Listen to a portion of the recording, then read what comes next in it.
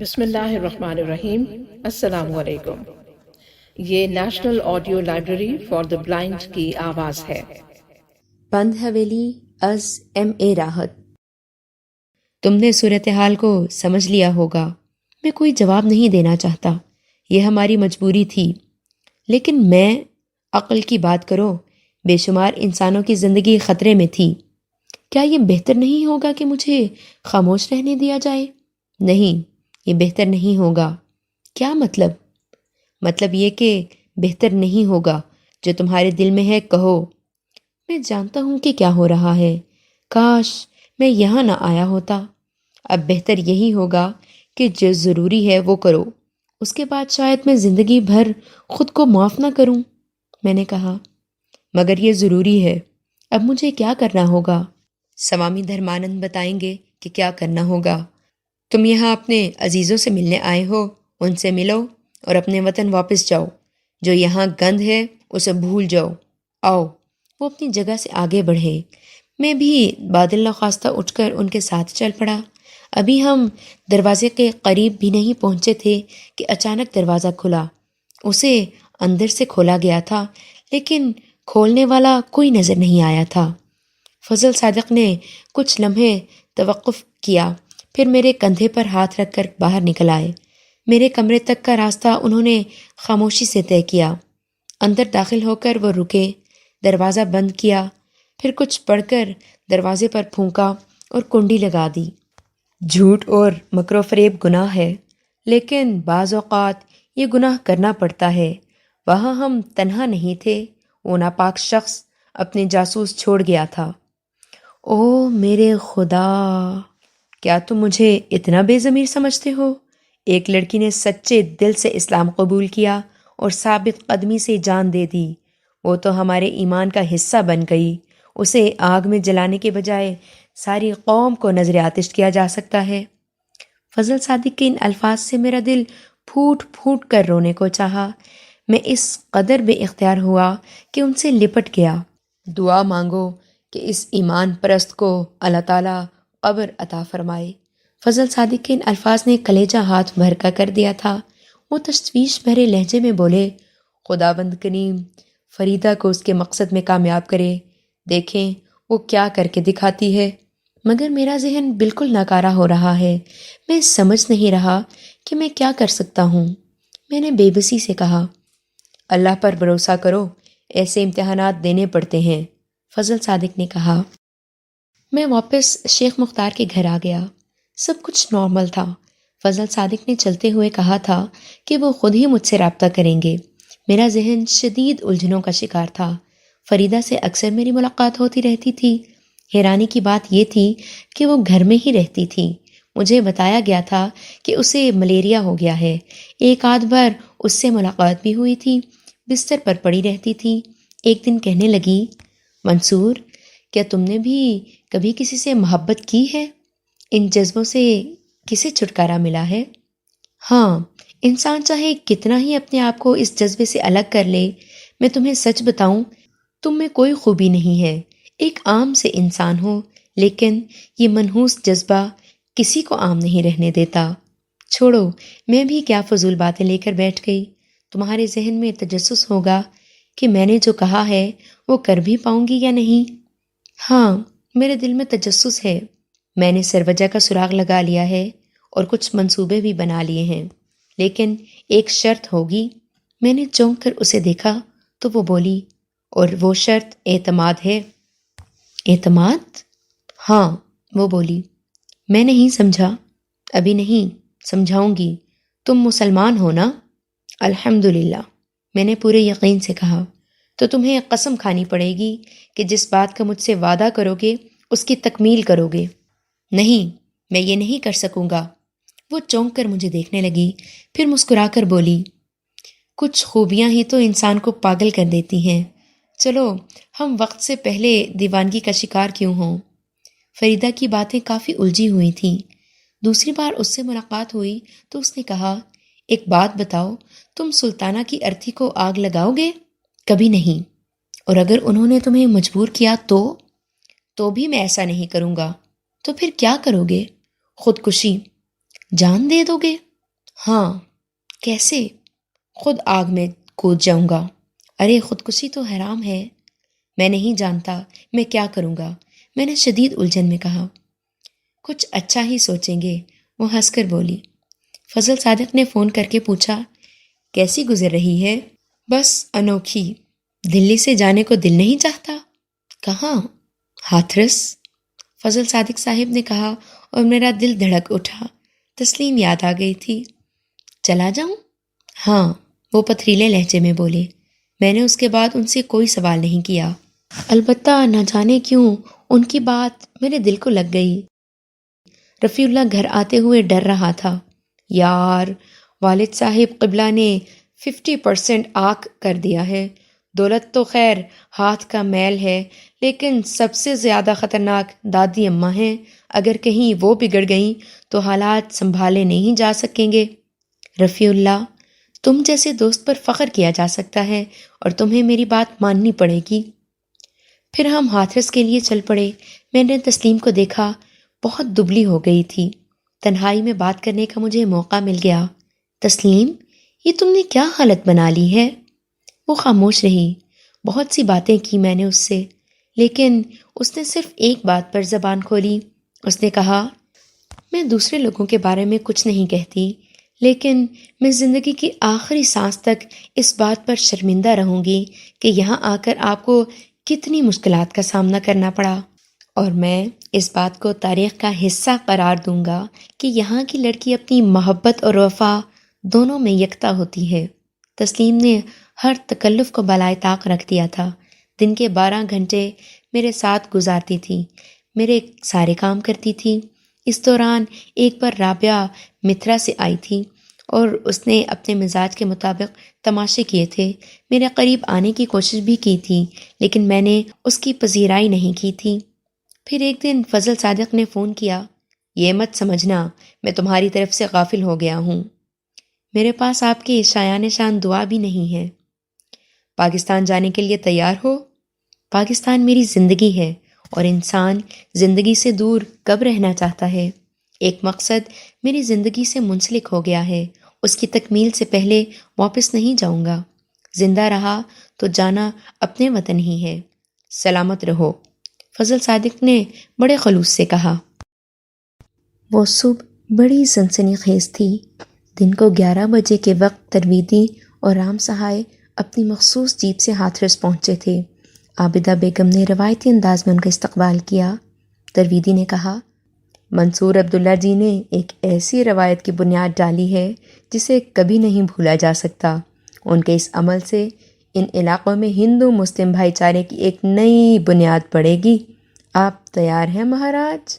میرے ذہن میں فریدہ کے بارے میں کئی سوالات ابھرے، لیکن میں نے خاموشی ہی اختیار کیے رکھی تھی۔ ترویدی نے بتایا، کچھ بہت بڑے بڑے لوگوں کو تیل تلیا بلایا گیا ہے، ان کی موجودگی میں یہ رسم ادا ہوگی۔ ایک بڑی میٹنگ میں یہ بات طے ہو گئی ہے اور یہ ساری بات انہیں سمجھا دی گئی ہے۔ سب سے بڑی بات یہ ہے کہ خود سوامی جی اس رسم میں شریک ہوں گے۔ آپ تیار ہیں منصور جی؟ مجھے فضل صادق کے الفاظ یاد آ گئے۔ میں نے کہا، ہاں میں تیار ہوں۔ آپ کو اس سمے ہمارے ساتھ چلنا ہوگا۔ بات ایسی ہے کہ آپ کو بہکانے والے آپ کے گرد جمع ہو جائیں گے۔ کیا کیا کوششیں نہیں ہوں گی، ہم آپ کو ان کوششوں سے محفوظ رکھیں گے۔ جی ٹھیک ہے، میں نے کہا۔ کسی کو اپنی سوچوں پر اختیار نہیں ہوتا، مجھے بھی نہیں تھا، لیکن میں نے کوشش کی تھی اور گھر سے باہر نکلتے ہوئے تسلیم سے کہا تھا، میرے لیے دعا کرنا تسلیم، تمہارے ساتھ زندہ رہوں گا ورنہ نہیں۔ پھر میں ترویدی اور رام سہائے کے ساتھ چل پڑا۔ راستے بالکل خاموشی سے طے ہوئے۔ ان لوگوں نے بھی مجھ سے کوئی گفتگو نہیں کی تھی۔ ہم تیل تلیا پہنچ گئے۔ مندر سے خاصی دور شمشان گھاٹ تھا۔ بڑا اہتمام کیا گیا تھا۔ ایک شامیانہ لگایا گیا تھا جہاں نشستیں لگی ہوئی تھیں۔ کئی قیمتی گاڑیاں کھڑی ہوئی تھیں۔ کچھ گن مین اور باڈی گارڈز بھی موجود تھے۔ تیز روشنیوں کا اہتمام کیا گیا تھا جنہوں نے اس چتا کا احاطہ کیا ہوا تھا جو سروجہ کی ارتھی جلانے کے لیے تیار کی گئی تھی۔ پھر تمام لوگ آ گئے جنہیں بلایا گیا تھا، انہوں نے اپنی کرسیاں سنبھال لیں۔ سوامی بھی موجود تھا، پنڈت اشلوک پڑھ رہے تھے اور بڑی پر اسرار فضا پھیلی ہوئی تھی۔ میں اور رفیع اللہ بھی پنڈال میں پہنچ گئے اور پھر شاید وہ وقت آ گیا جب چتا کو آگ لگائی جانے والی تھی۔ بہت سی رسمیں اور ادا کی گئیں۔ پھر سوامی اپنی جگہ سے اٹھا اور سامنے جا کھڑا ہوا۔ اس نے بولنا شروع کیا، سجنوں، کبھی کبھی ایسے انوکھے سمے آ جاتے ہیں جب ہمارا اپنا دماغ ساتھ نہیں دیتا کہ کیا ہو رہا ہے، ہم کیا کر رہے ہیں اور کیوں کر رہے ہیں۔ جیون کی کہانی موت پر تمام ہوتی ہے اور یہاں بھی ایک ایسی ہی کہانی چل پڑی ہے۔ آپ لوگوں کو معلوم ہے کہ ٹھاکر پریوار کی ایک معصوم لڑکی کو پریم جال میں پھنسا کر مسلمان کیا گیا، اس کے ساتھ نکاح کا کھیل کھیلا گیا اور وہ باؤلی اپنے عقیدے پر پتھر ہو گئی۔ ہندو دھرم کی اپنی پرمپرا ہے اور مسلمان دھرم کی اپنی۔ اس کی چتا نے آگ نہیں پکڑی، جس کی وجہ یہ تھی کہ مسلمان عالموں نے منتر پڑھ کر اس کے گرد دیوار بنا دی تھی۔ پر ہم سے بڑھ کر بھلا کون ہو سکتا ہے؟ تمہارے سوامی نے ساری دیواریں توڑ دیں اور اب دیکھ لو، ایک مسلمان ہی سروجا کی چتا کو جلا رہا ہے۔ اس نے ہماری بات مانی ہے اور ہم اس کے سارے پریوار کو اس کا صلہ دیں گے۔ چلو سروجا کی ارتھی کو چتا پر لے آؤ۔ وہ 4 فٹ کے بونے، جنہیں یہ بیر کہا کرتے تھے، ایک ارتھی لیے ہوئے پنڈال میں پہنچ گئے۔ اسے بڑے اہتمام سے چتا پر رکھا گیا۔ وہاں ٹھاکر گجادھر کے دونوں بیٹے بھی موجود تھے۔ سوامی دھرمانند اس وقت کسی مدداری کا رول ادا کر رہا تھا۔ اس نے مسکراتے ہوئے کہا، میں نے کہا تھا جیون میں بڑے بڑے کھیل ہوتے ہیں۔ یہ ارتھی سروجا کی نہیں ہے، بلکہ یہ ایک مسلمان لڑکی فریدہ کی ہے، جو سوامی کے پورے جیون کے گیان کو مٹی میں ملانے آئی ہے۔ ہماری بلی ہم ہی سے میں آؤں؟ بھکتی شالہ میں مہاکالی کے چرنوں میں بیٹھ کر کچھ شعبدے سیکھ لیے اور پھر ہمیں ہی دکھانے آ گئی۔ اری بے وقوف، کیا سوامی دھرمانند کی گھپا سے کوئی سروجا کی ارتھی کو لا سکتا تھا؟ اس کا روپ دھار کر یہاں کھیل ختم کرنے آ گئی۔ بڑی مہان ہے یہ بھائیوں، دھرم پر جیون دان کرنے آ گئی۔ تو چلو ہم اس کی بھکتی کو سویکار کر لیتے ہیں۔ چلو بیرو، اپنا کام کرو۔ ابھی اس نے اتنا ہی کہا تھا کہ چھوٹے قد کے بونوں نے کئی مشعلیں لکڑیوں پر پھینک دیں اور بھیانک شعلے آسمان سے باتیں کرنے لگے۔ نہ صرف میرے بلکہ رفیع اللہ کے حلق سے بھی آسمان کو پھاڑ دینے والی چیخیں بلند ہوئیں۔ لیکن میں نے یہ بھی دیکھا کہ فریدہ کے ہونٹ کلمہ پڑھنے کے انداز میں ہل رہے تھے۔ مجھے اتنا بھی اندازہ تھا کہ میں نے جلدی چتا کی جانب چھلانگ لگائی تھی، لیکن بہت سے لوگوں نے مجھے پکڑ لیا تھا۔ وسیع و عریض ہال نما جگہ تھی۔ میں ایک بستر پر لیٹا ہوا تھا۔ مدھم روشنی میں کچھ سائے چلتے پھرتے نظر آ رہے تھے۔ ایک باریک سی آواز سنائی دی، ہوش آ گیا ڈاکٹر صاحب؟ اسی وقت کوئی اٹھ کر میرے قریب پہنچ گیا۔ وہ فضل صادق تھے۔ کیسے ہو منصور عبداللہ؟ ٹھیک ہوں سر۔ میں لیٹے رہو، سب کچھ ٹھیک ہے سر۔ ہو سب کچھ؟ ہاں سب ٹھیک ہو گیا ہے۔ تم لکھنؤ میں ہو، یہاں تمہارے لیے سارے انتظامات کر دیے گئے ہیں۔ ڈاکٹر سردار صاحب کا کہنا ہے کہ تمہیں 1-2 دن آرام کرنا ہوگا۔ تمہاری اعصابی کیفیت ٹھیک نہیں ہے، جس کا ٹریٹمنٹ ہو رہا ہے۔ لیکن سر، ہاں میں تمہیں بتائے دیتا ہوں، بہت کچھ ہو رہا ہے اور بہت کچھ ہونے والا ہے۔ سر، جو کچھ ہوا تھا آپ کو معلوم ہے؟ اس نقطۂ نواز کو جانتے ہو؟ عطا کرنے پر آتا ہے تو اپنی رحمت کے خزانے کھول دیتا ہے۔ فریدہ شہادت پا چکی ہے۔ اس نے ایک کلمہ گو کو نظر آتش نہیں ہونے دیا اور خود آتش نمرود میں کود گئی۔ دنیا اسے بے دین کہنے لگی تھی، لیکن مالک دو جہاں نے اسے دینداری کا کتنا بڑا مقام دیا۔ کیا تم اس بات پر یقین کرو گے کہ جس جگہ وہ چتا بنی ہوئی تھی، وہاں زمین نے اپنا منہ کھول دیا اور ایک اتنی گہری قبر نمودار ہو گئی کہ اس کی گہرائیوں میں جھانکا بھی نہ جا سکے۔ آہ! رحمت خداوندی نے فریدہ کو جو قبر عطا فرمائی، وہ تو سلطانہ کو بھی نہیں ملی۔ فضل صادق کی آواز لرز گئی اور ان کی باقاعدہ سسکیاں جاری ہو گئیں۔ میں بھی اپنی ہچکیاں نہیں روک سکا تھا۔ ڈاکٹر صاحب وہاں موجود تھے۔ انہوں نے مجھے 2 انجیکشن لگائے اور میں گہری نیند سو گیا۔ بعد میں مجھے اس جگہ کی کہانی معلوم ہوئی۔ ان علاقوں میں ایک ناقابل یقین اور حیرت ناک واقعہ ہوا تھا۔ تیل تلیا کے علاقے میں ایک تقریب ہو رہی تھی جس کی تفصیل کا کسی کو علم نہیں ہو سکا۔ اچانک زلزلہ آیا اور زمین کا ایک بہت بڑا حصہ گہرائیوں میں بیٹھ گیا۔ تیل تلیا کا یہ علاقہ زلزلے کی پٹی پر تھا اور کوئی 150 سال پہلے بھی وہاں زلزلہ آیا تھا اور زمین بیٹھ گئی تھی۔ اس بار بھی اچانک ہی یہ سب ہوا تھا۔ اب وہاں سے میں کس طرح لکھنؤ پہنچا اور کس طرح میری بچت ہوئی یہ اللہ ہی بہتر جانتا ہے۔ جس جگہ میں موجود تھا وہ فضل صادق کی مثالی رہائش گاہ تھی جس میں قدیم لکھنؤ سمٹا ہوا تھا۔ سب سے بڑی بات یہ تھی کہ یہاں بی مغلانی کی حیثیت سے رابعہ بیگم موجود تھیں جنہوں نے میری مکمل ذمہ داری سنبھال لی تھی۔ دوسروں پر کیا گزر رہی تھی اس کا صحیح اندازہ نہیں تھا۔ میں نے 2-3 بار تسلیم کو فون کیا لیکن تسلیم نے فون نہیں اٹھایا۔ ادھر رفیع اللہ بھی ہاتھوں چلا گیا تھا۔ ایک طرح سے اب میرا یہاں دل نہیں لگ رہا تھا اور میں واپس جانے کے بارے میں سوچ رہا تھا۔ پھر رفیع اللہ آ گیا۔ وہ بیچارہ میری وجہ سے سب سے کٹ کر رہ گیا تھا۔ مجھے ایک طرح سے قیدی بنا دیا گیا تھا۔ والد صاحب نے مجھے دہرادون بھیج دیا تھا۔ کیوں؟ جو لوگ تیل تلیا سے بچ کر آ گئے تھے ان میں بھی تھا۔ ہاں تو پولیس نے مجھے کھلونا بنا لیا تھا۔ ایک طرح سے میں ان کا مستقل مہمان بن گیا تھا۔ وہ مجھ سے طرح طرح سے ان حالات کے بارے میں پوچھتے تھے۔ وہ چاہتے تھے کہ میں کوئی انکشاف کروں۔ البتہ گجادر کے دونوں بیٹوں نے حیرت انگیز تعاون کیا۔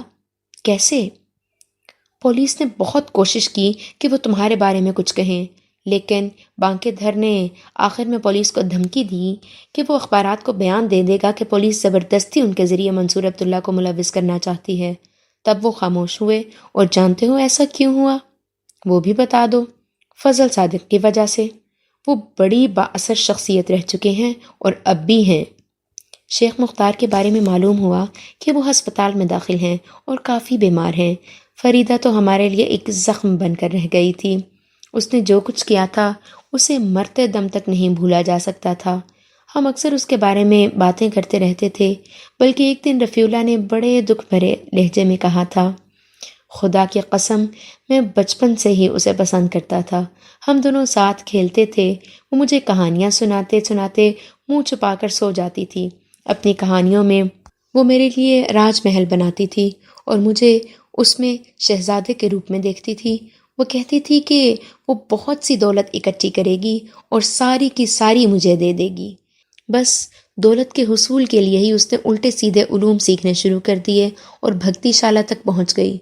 پھر اسے بگاڑنے کے لیے وہاں بہت کچھ تھا۔ گندے علوم کے ماہر اس کے گرد پھیل گئے۔ ایک مسلمان لڑکی کو ایمان سے دور لے جانے پر وہ بڑا فخر محسوس کرتے ہیں۔ منصور، ایک خط میرے پاس رکھا ہوا ہے جو فریدہ نے مجھے دیا تھا۔ اس نے کہا تھا کہ اگر وہ اس دنیا میں نہ رہے تو یہ خط منصور کو دے دیا جائے۔ خط کھلا ہوا تھا اس لیے میں نے اسے پڑھ لیا، جس پر مجھے شرمندگی ہے۔ کہاں ہے وہ خط؟ میں نے بے چینی سے پوچھا۔ میں تمہیں لا کر دیتا ہوں۔ میں نے فریدہ کا خط پڑھا۔ لکھا تھا، منصور، میں چھوٹی عقل کی مالک ہوں، بے وقوفی کی باتیں سوچتی رہتی ہوں۔ جو لوگ میرے گرد ہیں وہ بڑے چالاک ہیں۔ میں نے کالا جادو سیکھا ہے، پر ہنسی والی بات ہے جو لوگ کالا جادو جانتے ہیں وہ بڑے شکتیمان ہیں۔ میں ان کے مقابلے میں کبھی کامیاب نہیں ہو سکتی، پر تمہاری پوری کہانی میں نے سنی ہے۔ بڑی عجیب لگی ہے مجھے یہ کہانی۔ تم کسی بھی طرح سروجہ کو ایک مسلمان لڑکی کی حیثیت سے دفن نہیں کر سکتے، پر تم بھی ضد پر اڑے ہو۔ میں دن رات یہ سوچتی رہتی ہوں کہ تمہیں کیا تحفہ دوں۔ دوسری ہنسی کی بات یہ ہے کہ ہندوستان بھر میں کسی دیوتا کی طرح پوجا جانے والا سوامی دھرمانند تم سے ڈرا ہوا ہے۔ وہ یہ سوچتا ہے کہ اگر تم نے ٹھاکروں کی بیٹی کو زمین میں دفن کر دیا تو اس کا سارا مان ٹوٹ جائے گا اور اس کی کوئی حیثیت نہیں رہے گی۔ اور کچھ سمجھ میں نہیں آیا تو پھر میں نے یہ کیا، جو تم آگے چل کر دیکھ لو گے۔ میں نے اپنا جیون تمہارے نام کر دیا۔ میں پاتال کی گہرائیوں میں تو سروجا کی لاش تلاش نہیں کر سکی، پر ان راکشسوں سے تمہارا جیون بچانے کے لیے میں نے یہ کھیل کھیلا، اور انہیں اطمینان ہو گیا کہ ایک مسلمان لڑکے نے آخر کار اس لڑکی کی چتا کو بھسم کر دیا۔ بات ختم ہو گئی، سب کچھ بھاڑ میں جائے۔ تم بس جتنی جلدی ہو سکے پاکستان واپس چلے جاؤ۔ اور جانتے ہو میں نے یہ سب کچھ کیوں کیا؟ کیونکہ میں تم سے پریم کرنے لگی تھی۔ فریدہ۔ میرا سر چکرانے لگا تھا۔ فریدہ بری طرح یاد آئی اور میں پھٹی پھٹی آنکھوں سے رفیع اللہ کو دیکھنے لگا۔ رفیع اللہ کی آنکھوں سے آنسوؤں کے 2 قطرے لڑک کر رخساروں پر بہنے لگے۔ پاگل ہیں سارے کے سارے رفیع اللہ۔ میں وہ نہیں کر سکا جس کا میں نے سلطانہ سے وعدہ کیا تھا۔ مزید کچھ وقت گزر گیا۔ میں واقعی اب یہاں سے چلے جانا چاہتا تھا۔ ایک بے مقصد ضد کے سوا اور کچھ نہیں رہ گیا تھا۔ سلطانہ کی لاش بدستور سوامی کے قبضے میں تھی، اور کوئی ذریعہ ایسا نہیں رہ گیا تھا کہ میں اپنے مقصد کی تکمیل کر سکتا۔ ایک وحشت سی دل پر سوار رہتی تھی۔ میں نے رفیع اللہ سے کہا، رفیع اللہ، اب میرے سارے ننیال میں ایسا کوئی بھی نہیں ہوگا جو مجھے اپنے ساتھ رکھنے پر آمادہ ہو۔ ایسا کیوں کہتے ہو؟ میں ہوں نا، خدا کی قسم زندگی کی آخری سانس تک تمہارے ساتھ گزارنے کے لیے تیار ہوں۔ میرے ساتھ کراچی چلو گے؟ ساری تیاریاں کر چکا ہوں، پاسپورٹ وغیرہ رینیو کرا لیا ہے، دوسرے کاغذات بھی تیار ہیں، جب کہو گے اٹھ کر چل دوں گا۔ ہاں، تمہیں کچھ وقت میرے ساتھ گزارنا ہوگا، میں ان یادوں کو کبھی فراموش نہیں کر سکوں گا۔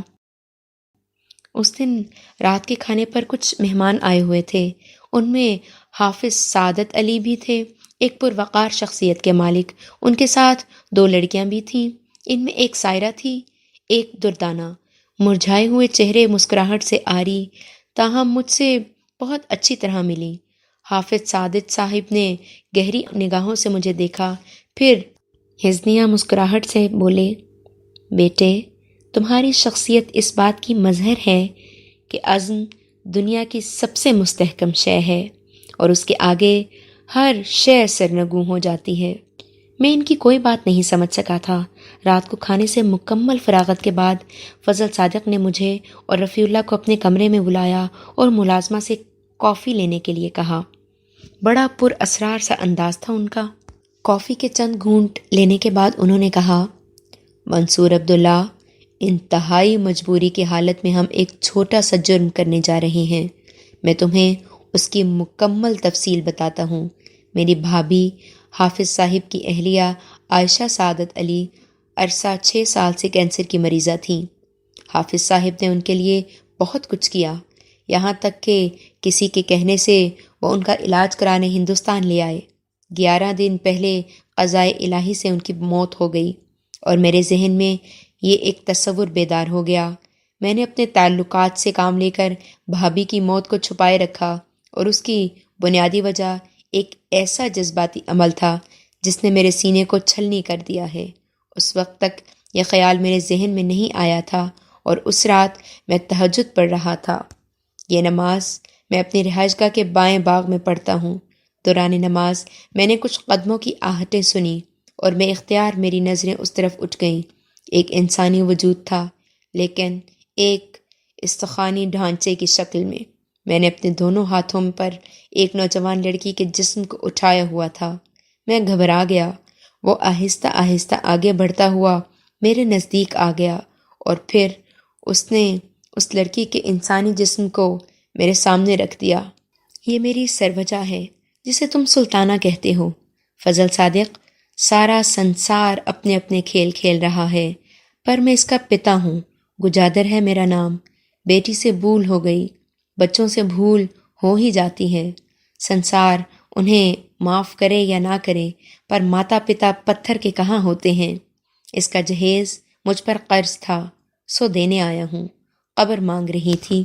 وہ سنسار سے پتی کے دھرم کو نبھانا چاہتی تھی۔ مجھے موقع مل گیا، اب آپ کی مدد کی ضرورت ہے۔ میرا سارا وجود ہل گیا۔ 22-24 سال پہلے مر جانے والی نوجوان لڑکی اس وقت بھی یوں لگ رہی تھی جیسے تھوڑی دیر پہلے جان دی ہو۔ گجادر کا ڈھانچہ نما بدن لرز رہا تھا۔ اس نے کہا، جس طرح بھی بن پڑے میری سروجہ کو سلطانہ کی حیثیت سے قبر میں اتار دو۔ میں نے گجادر سے کہا کہ ایسا ممکن نہیں ہے، اس طرح پورے ہندوستان میں فسادات پھیل جائیں گے۔ میں نے بہت غور کیا اور ایک تدبیر میرے ذہن میں آ گئی۔ حافظ سعادت بھابھی صاحبہ کی لاش پاکستان لے جا رہے ہیں۔ میں نے متعلقہ محکموں میں اپنے تعلقات سے کام لے کر اس لاش کو بھابھی صاحبہ کی لاش کی حیثیت سے پیک کرا لیا اور اس طرح کے مصالحے لگوائے کہ اس کے نقوش پہچانے نہ جا سکیں۔ یہ لاش سلطانہ کی ہوگی، لیکن عائشہ بھابھی کی حیثیت سے یہ بذریعہ جہاز کراچی پہنچا دی جائے گی اور پھر اسے وہیں دفن کر دیا جائے گا۔ میں نے یہ تمام انتظامات کر لیے ہیں۔ فضل صادق گہری سانسیں لینے لگے۔ اس سے عظیم اور فراست سے بھرپور منصوبہ بندی اور کوئی نہیں ہو سکتی تھی۔ خدا کے فضل سے کسی کام میں رکاوٹ نہیں ہوئی۔ سلطانہ کی لاش کو اس قبر میں دفن کر کیا گیا جسے پتہ نہیں کیوں میرے والد ناصر عبداللہ نے اپنی قبر کے برابر کھدوا لیا تھا۔ معبود کائنات کی سرزمین پر ہزارہا ایسے واقعات ہوتے رہتے ہیں جن کا انسانی عقل تصور بھی نہیں کر سکتی، لیکن خدا کی خدائی روز ازل سے روز ابد تک کے ہر لمحے کا پورا حساب رکھتی ہے۔ ناصر عبداللہ نے ایک لڑکی کو مسلمان کیا اور اس لڑکی نے استقامت سے ایک مسلمان کی حیثیت سے اپنے لیے قبر منتخب کی تاکہ روز محشر اپنے شوہر کے قربت سے محروم نہ رہے، اور قدرت نے اسے اس کی منزل تک پہنچا دیا۔ تھوڑی سی اپنی بات کر لوں۔ زیادہ عرصہ نہیں گزرا تھا کہ فضل صادق صاحب، رفیع اللہ، سعدیہ بیگم یعنی تسلیم کی والدہ اور اس کے والد چند دوسرے افراد کے ساتھ کراچی پہنچ گئے۔ نانی اماں صاحبہ یعنی عابدہ بیگم نے حکم نادر شاہی سنایا کہ وہ تسلیم کی شادی کے مکمل انتظامات کر کے آئی ہیں، اور جس طرح انہوں نے میری والدہ یعنی آسیہ بیگم کی شادی ناصر عبداللہ سے کی تھی، اسی طرح تاریخ اپنے آپ کو دہرائے گی اور مجھے دلہا بننا پڑے گا۔ لیکن مرتے وقت تک رفیع اللہ کا احسان مند رہوں گا کہ اس نے میرے دل کی بات عابدہ بیگم کے کانوں تک پہنچا دی تھی، اور باقی کام عابدہ بیگم نے اپنے مزاج کے مطابق کر لیا تھا۔